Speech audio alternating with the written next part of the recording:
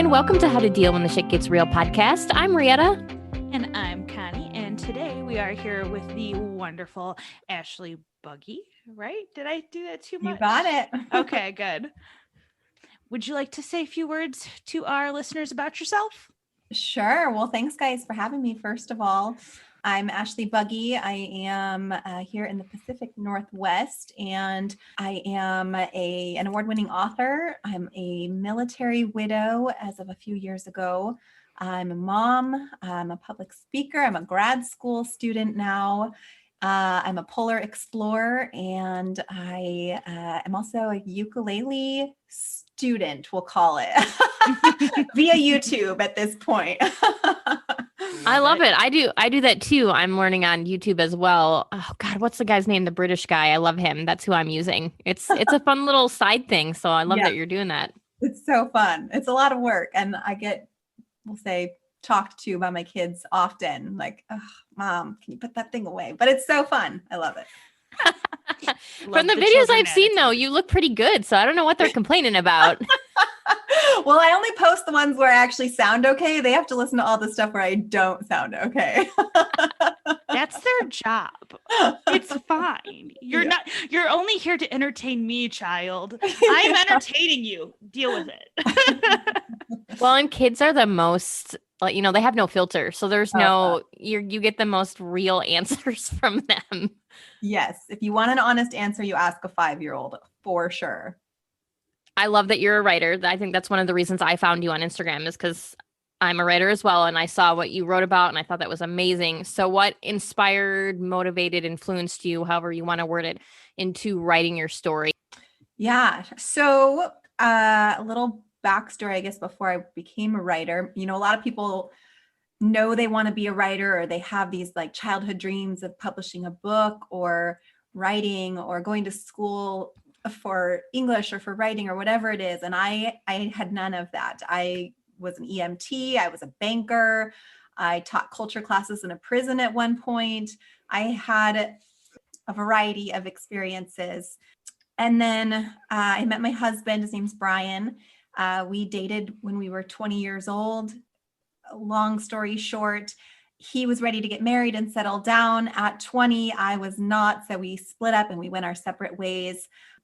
Almost 10 years later, we came back together and got back together. And in a single phone call, we got back together. And he was the same person I knew in my 20s, but individually we had traveled the world. We had both started careers. His was in the Navy. And we had just led these really cool, independent lives. And then we came back together and lived this incredibly beautiful life together, full of adventure and travel. We brought kids into the mix, a rescue dog into the mix.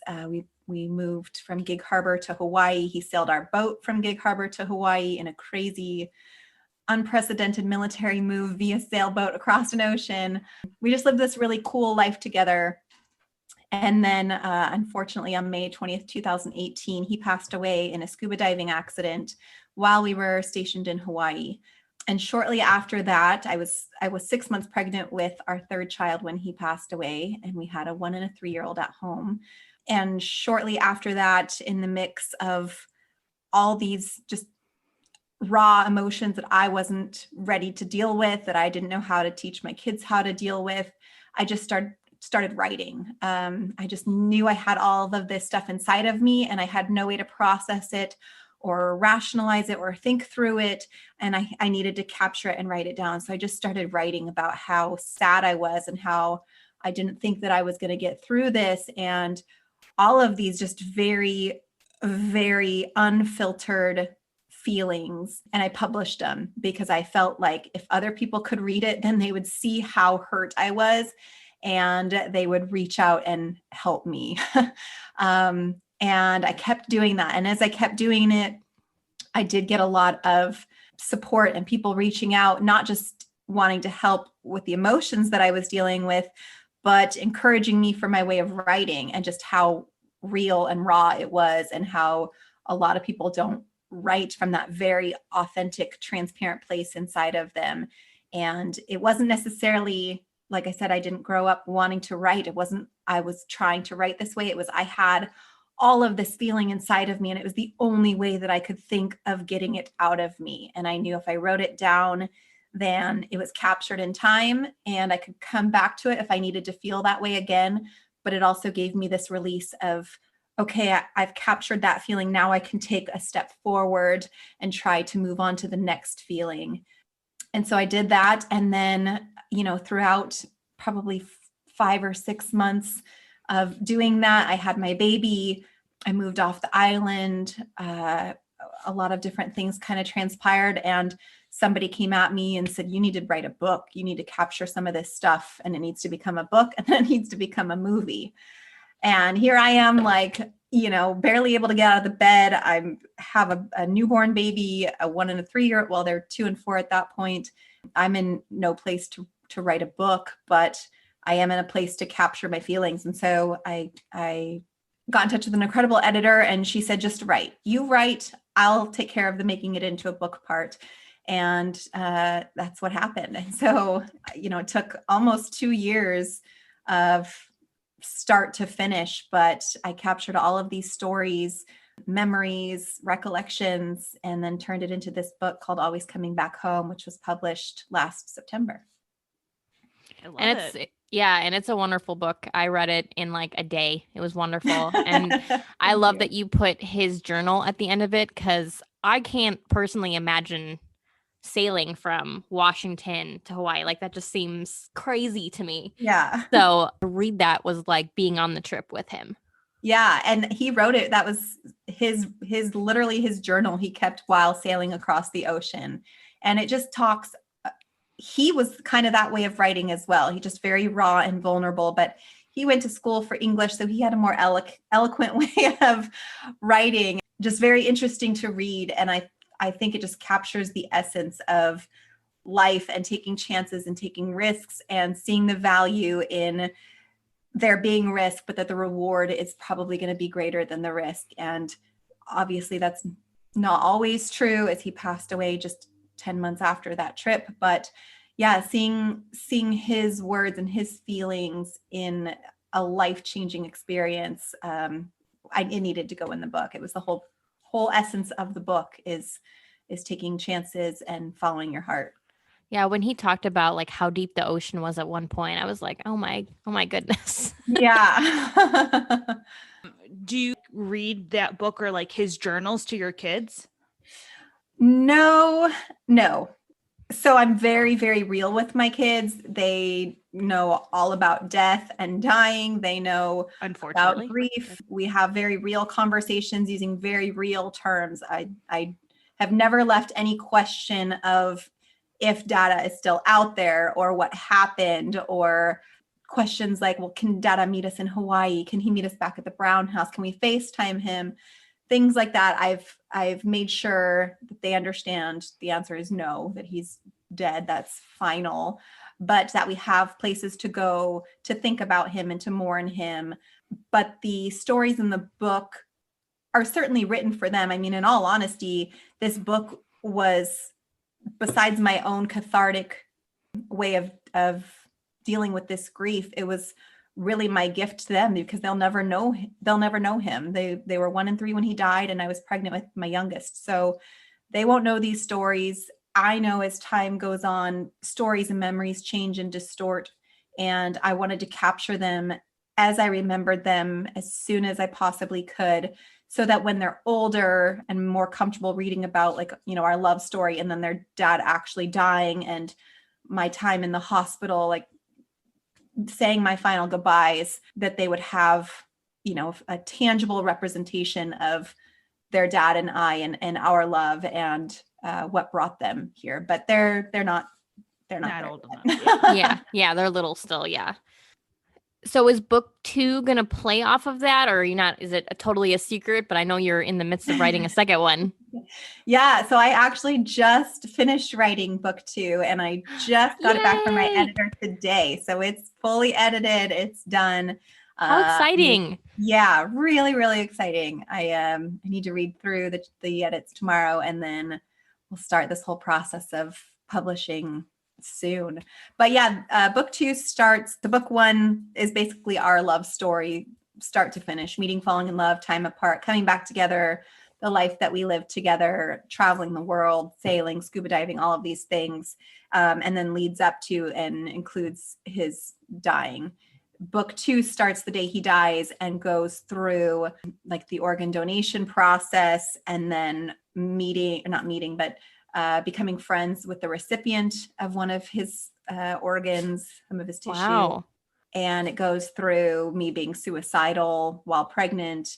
It goes through my whole grief journey, moving off the island, settling back here in the Northwest. And then it leads up to, it includes this 2-month trip through Europe that I took all 3 of my kids on to try to find some sort of, I don't know, semblance of peace, really. Like world travel had always been a part of our family. And that was something during that first year that really shook me, was I'm not me anymore without this part of my life, without Brian, without my partner.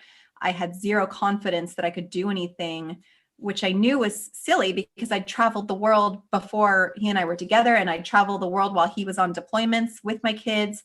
But it was just such a mental hurdle to get through. And so I knew to work through some of the grief that travel needed to be a part of that with my kids. And so I write through traveling through 8 countries of Europe with not even 1-year-old, a 3-year-old and a 5-year-old for 2 months. That's impressive all in of itself. Yep. Yeah. Oh my goodness. Actually, could you tell us like a little bit about that trip? Because that sounds wild. Like, because you're in the middle of grief, you're bringing your kids along. It seems like a lot. It was, but it was exactly what I needed it to be. So what I really needed was something to occupy my focus and my energy and my thoughts. And I knew planning a trip like that would force me to like put my thoughts somewhere positive and give me something to look forward to. And so I spent months planning this trip. We ended up going to the Netherlands, Norway, Poland, Switzerland, Greece, Malta, Ireland, and Iceland. And this was actually my 3rd trip back to Iceland. The kids had been once before. Norway was somewhere that Brian had really loved. So it was really important we went there. We went to Auschwitz in Poland to just feel other people's grief and recognize, as sad as we are, there are other people who are sad and who have lived through tragedy in their own families before. We went sailing in the Mediterranean in Malta. We did everything. And it was one backpack. It was me and 2 of my friends as the adults, and then the 3 kids, 3 car seats, 3 backpacks. Addie took her first steps in Switzerland. Oh my gosh, wow. that's crazy. We celebrated her first birthday in Greece, Izzy's 5th birthday in Switzerland. It was wild, but it was amazing. It was on, like, my sister flew over and met us in Switzerland for a few days. We met a friend, one of Brian's dive team members was also in Switzerland in a different part. And we met up with him and took the kids to, it's called the top of Europe. It's like this glacier in the top of Europe, the highest train station, and met one of Brian's dive team members from Hawaii in this random town in Switzerland. So just so many things happened that were just so heartwarming and beautiful. And we really came together as a family on this journey. And it was amazing. It sounds incredible. Yeah. I'm having travel envy right now. Yeah. What is one moment that you're the most proud of? Ooh, there's a lot. There's a lot that I look back on now, and I can't imagine that I was able to get through some of it. So this was probably like the big one. Brian and I had learned to scuba dive together. This was like a part of our relationship. We both loved scuba diving. We had traveled the world and scuba dived together all around. This was like such a fun thing and a fun part of our relationship. And when we moved to Hawaii, it was like even more incredible because now we got to have a giant playground as our backyard and we got to dive whenever we wanted. And then I got pregnant, so I couldn't dive. But Brian was in this it's called a rebreather class. It's like a specialty piece of diving equipment. And when he died on the rebreather in this class, I did not think that I would ever dive again. I was like, I can't dive. Like, I can't let my kid's story be my dad died while diving and now my mom died while diving. And I knew the only way that I could prevent that from happening is to never dive. And that was crushing. Diving had been such a part of my life and my life with my husband. The thought of not diving was almost as bad as the thought of myself dying while diving as well. It's just a part of you. But I had it in me that I wouldn't ever dive again. And then as we got close to the 1-year anniversary, this company called Living Reef Memorial donated a living reef to my family. And that is basically, I gave them some of my husband's cremains and they mix them with cement and some organic material and they make a reef. And then I had that reef flown to Hawaii, and I was going to have his dive team who flew in from all around the world to be back in Hawaii for the 1-year anniversary. I was going to have them dive the reef and put it on the bottom of the ocean while I watched from our sailboat that Brian had sailed over. And a few days before, I was sitting in my house and I was just thinking, like, this is going to be terrible watching his dive team dive with this reef and me not seeing it and me not knowing where it's at on the bottom of the ocean, me not getting to touch it or feel it or be a part of this. And I just thought, I think I would regret that. And I think the regret would far outweigh the being scared of diving and getting back in the water and something potentially happening to me. And so I called my friend Eric in Hawaii and I said, I think I need to do the dive. And he said, what?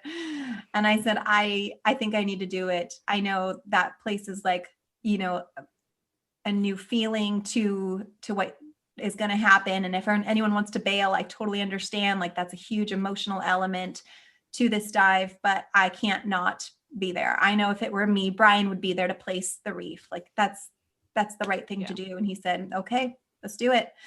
And so a year after he died, after he took his last breath here in Hawaii, I donned on my scuba diving gear and I jumped in the water and I placed his reef and I dove for the first time. And so that's like something that I just think back on all the time. And I'm like, that took a lot of guts. Yeah. Yeah, absolutely. It's crazy to think about the emotion of that moment and everything that I was feeling. And not only that, but the physical remains of my husband, to have my hands on them and place them in a place that was so important where he took his last breath. And now I have a place that I can go back to as often as I want and see him and think about him. And if my kids ever want to learn to dive, they can go visit their dad in this sacred place to us. It's just really special. And Something Gold was the name of your boat, right? Yeah, Stay Gold. Stay Gold. Dang it, I was close.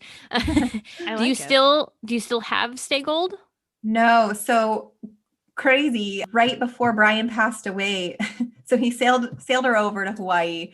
She was like a member of our family, but after living there for a few months, we were really into diving, and we said, we're not really sailing a ton. What if we sold her and we bought a dive boat instead?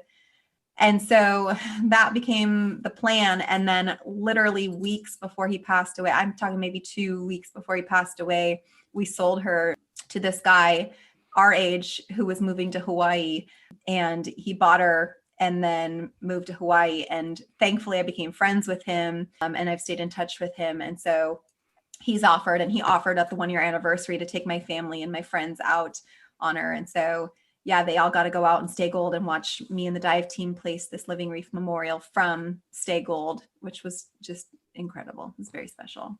That's awesome. That is. Is he still here in Hawaii? Is the boat still here? Yeah.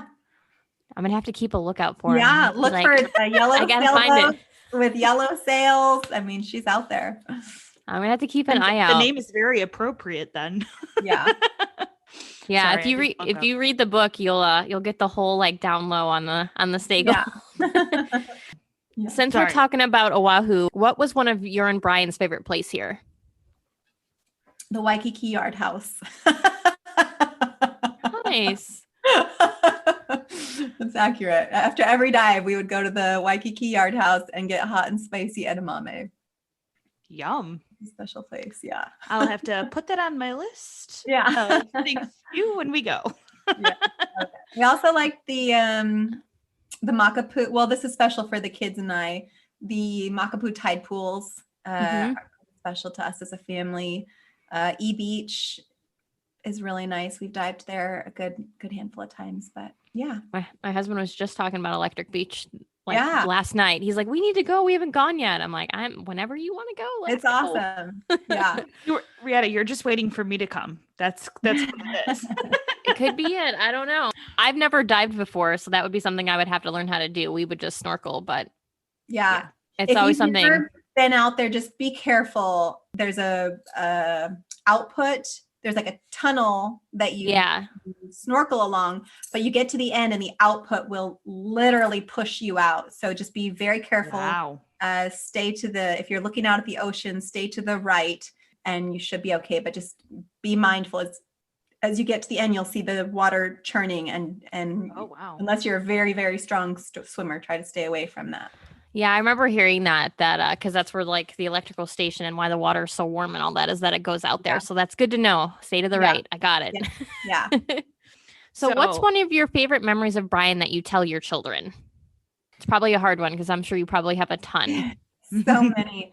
We talk about the sailing trip a lot because I had a film made about, it's basically like a 10-minute documentary film about his trip over. We filmed a ton of footage, or he filmed a ton of footage while he sailed the boat over with the intent of making a short film about it. And then after he passed away, I contacted the filmmaker who's a friend of ours and had him put a little thing together that we showed at his funeral.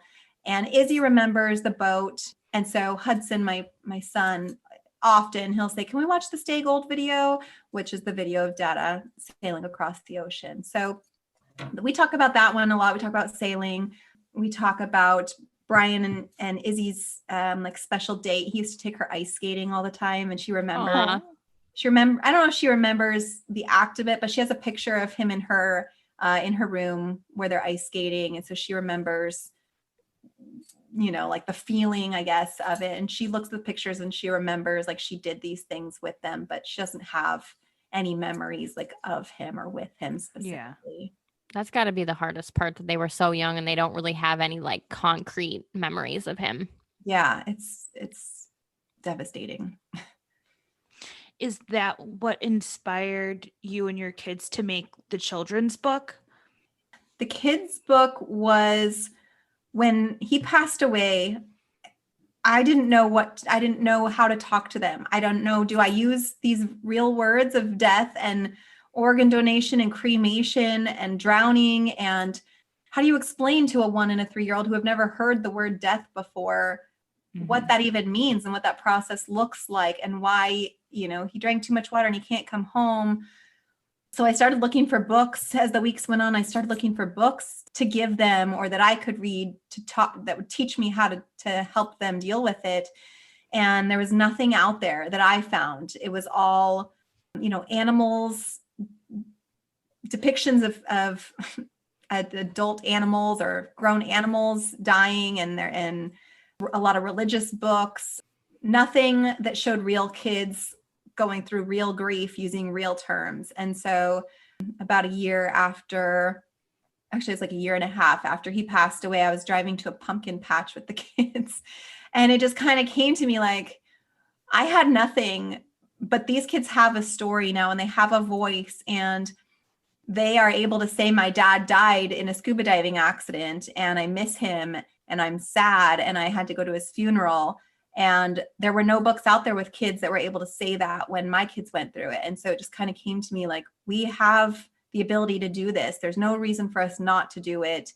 Let's do it. And so, I hired the military editor and worked with her. And together we created a book that now exists about real kids going through real grief. And it's called A Hui Ho Until We Meet Again. And it's out there.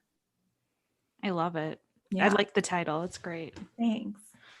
I'll have to Yeah. And it's a great, that's one of the reasons that Connie and I started this podcast is like, we wanted to help people share stories that even if it helps one other person that might be going through the same thing, that was part of our purpose. And that's the same thing with your book. You wanted to give somebody else a resource that they could have to get them through. Cause you can never really have enough resources. And then if there was none, Yeah, it's the perfect reason.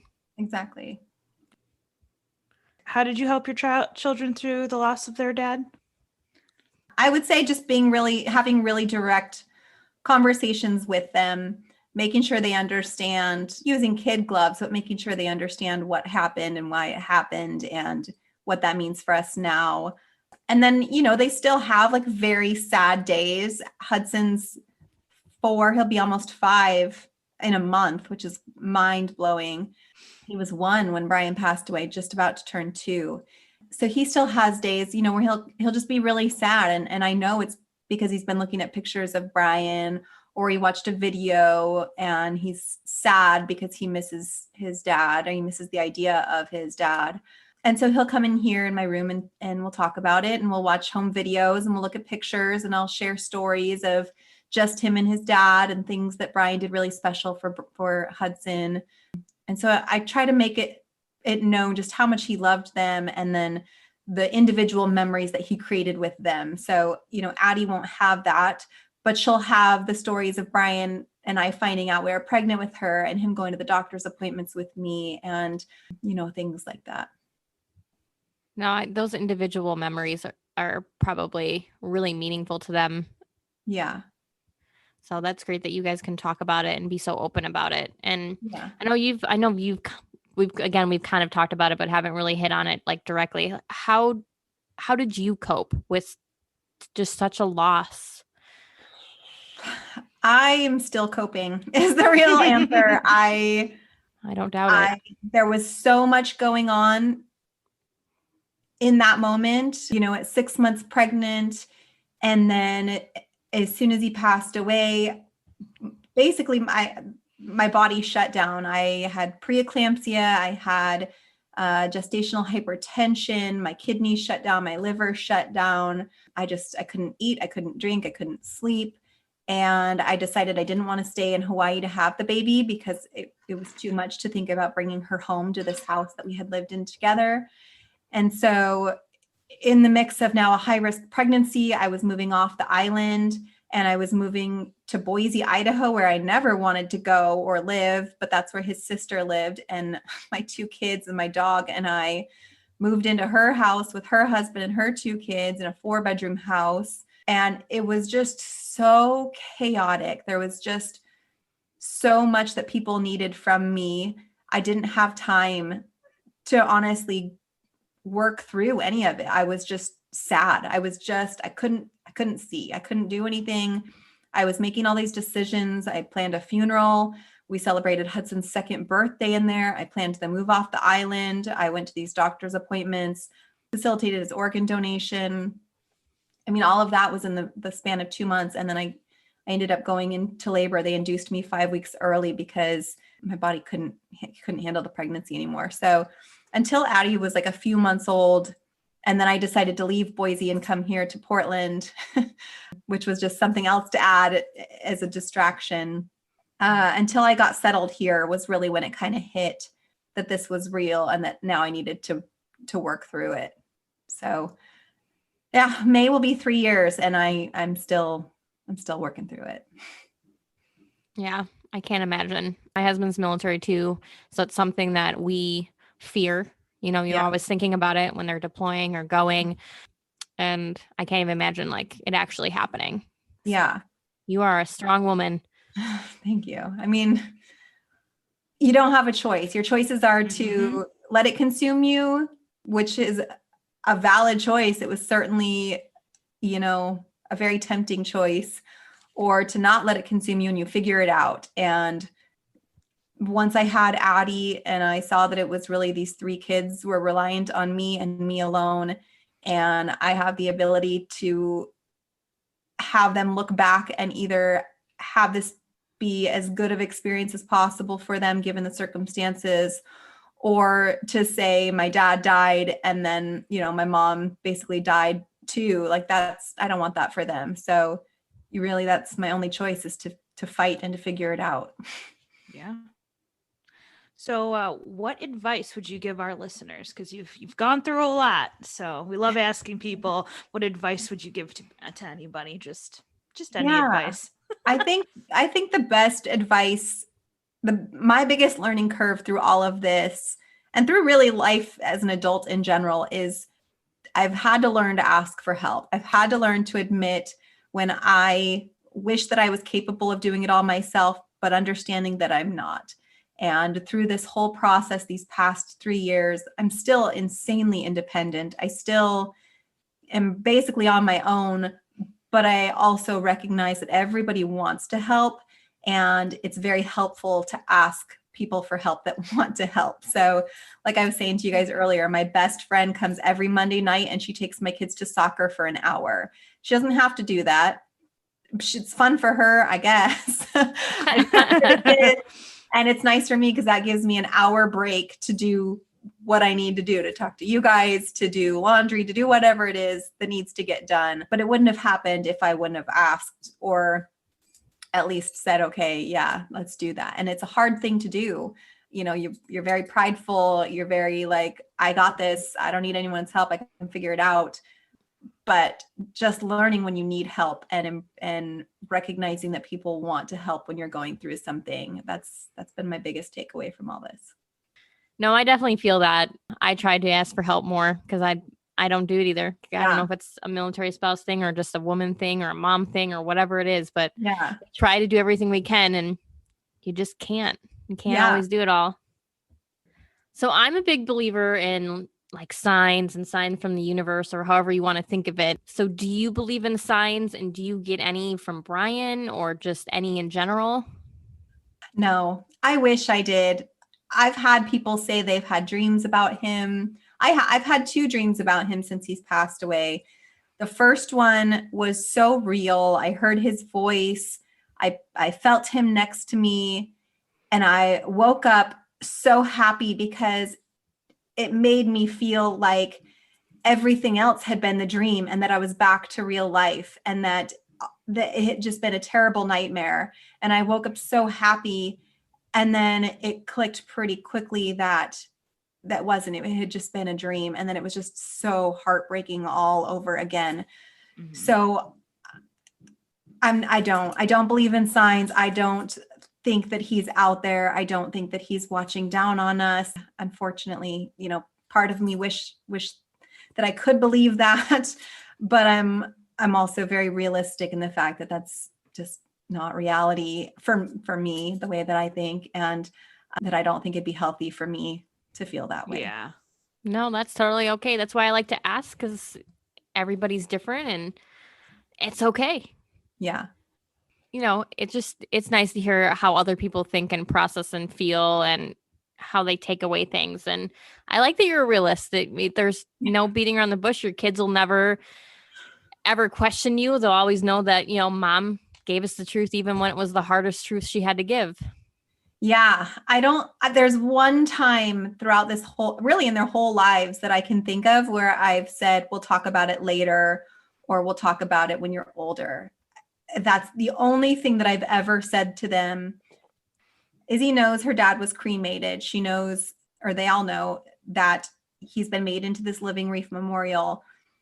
But she's asked, so is dad a skeleton just out in the ocean? Because, you know, she knows he died in the waters, but she can't quite make the connection between him dying and she knows when you die, it's your skeleton is left, with being cremated. And I am not at a place where I can walk her through how cremation works. Yeah. And so that's the only thing I've ever said to them is that we'll talk about it when you're older.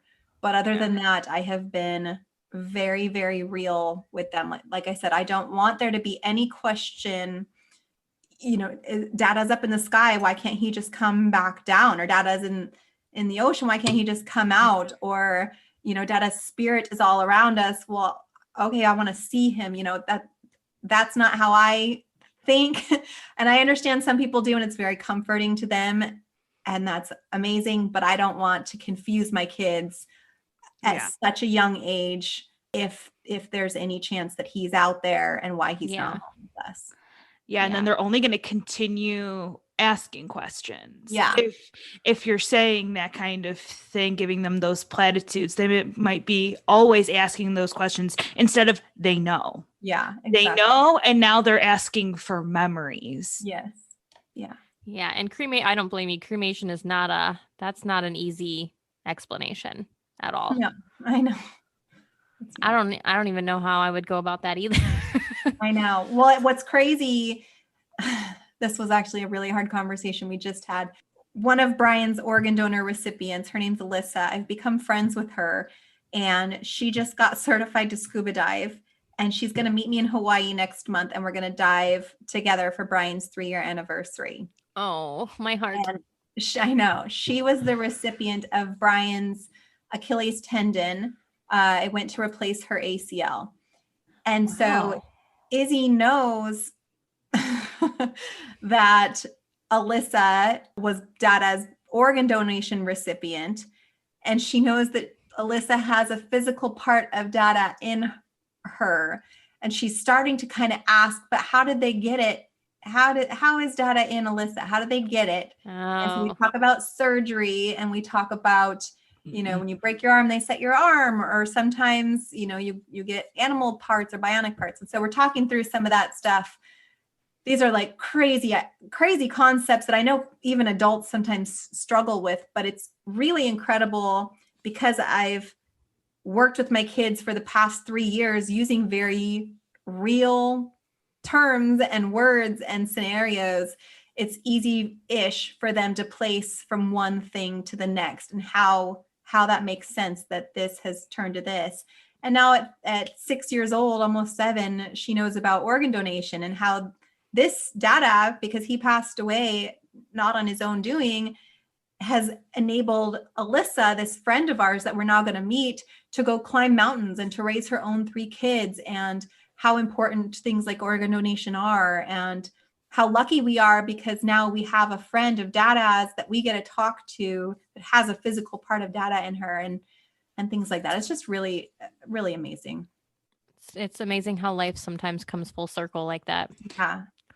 And if you have time while you're here, I would love to meet you. Yeah, we'll be there for 10 days. I'm going to try to put together like a beach cleanup or something and just invite all of our friends in Hawaii, because there's never enough time while we're there. But of course, I totally get it. It'd be nice to do something. We try to do some sort of beach cleanup whenever we're out there. So if you'd well, I'm there. If you do a beach cleanup, I will be there. Awesome. The only other question that I have anyway, Connie, I don't know if you'll have another one. I just kind of want to understand the rebreather more. I don't know if you can explain it better. I know when I was reading, like you gave a very good explanation, but as somebody who I've never scuba dived, I just kind of want to understand more like what was with it, with the rebreather, what happened. Yeah. So the rebreather it's not like your recreational scuba diving equipment, which you strap your air to your back, you turn on your air, you put your regulator in your mouth, and you're good to go. Simplifying a lot, but more or less that's how recreational diving works. A rebreather uses a computer and a closed loop system. So you have typically an oxygen cylinder, maybe a helium cylinder, and your air cylinder, which is, nitrogen, oxygen mixed together, like the air that we breathe. It works where you are breathing your air, and then as you release carbon monoxide, it goes through a scrubber and scrubs it all out.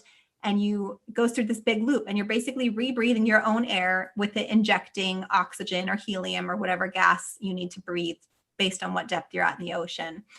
Before you get in the water, you do a 5-minute pre-breathe to make sure all of your O2 sensors are working on your machine, that your computer is working, that it's monitoring the levels of it, because hypoxia happens so quickly out there. And because you're rebreathing your own gases, you don't know if you don't have oxygen coming into your system. So potentially, which is what happened in Brian's case, he forgot to turn the actual oxygen tank on itself. He turned it on, did his pre-breathe, turned it off for the boat ride out, and forgot to turn it back on. So he got in the water, he's breathing all of these air through his loop. And as he's breathing the air through the loop, it's taking the oxygen out as he's breathing it, scrubbing it, but there's no oxygen coming in because the oxygen cylinders turned off. So Gotcha. about 5 to 6 minutes of doing that, he used up all of the oxygen that was in his loop, basically fell asleep. He became hypoxic. There's no signs whatsoever. Passed out in the water. Nobody in his class, including his instructor, was watching, and he just sank. And then by the time they saw him and got to him, he was on the floor of the ocean and he was gone. Oh my goodness. Yeah.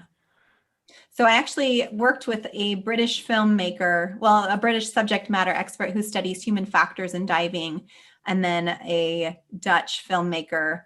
And on the 2-year anniversary or close to it, we all flew to Hawaii with his dive team, and we filmed this documentary called If Only. And if you look up, it's on Vimeo or YouTube or thehumandiver.com. It's a documentary about Brian's diving accident and exactly what happened, all the things that led up to the accident, all of the training, all of the people, everything involved, and then talks about ways that we can try to prevent these accidents from happening in the future.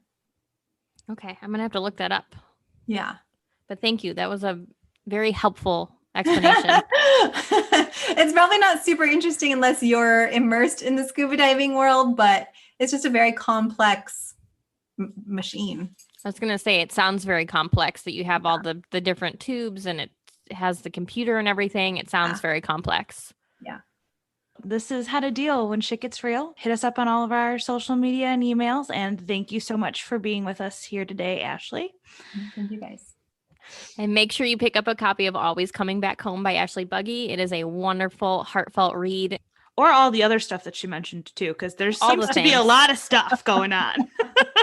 Yeah, you can keep track of me on Instagram too. It's ashley.bugge. I know Rietta follows me on there. There's always Hey, me too. something. Oh, awesome. And Connie. I'm always up to something. We're traveling a lot or playing pranks on the kids. There's usually good Ooh, I stuff love on it.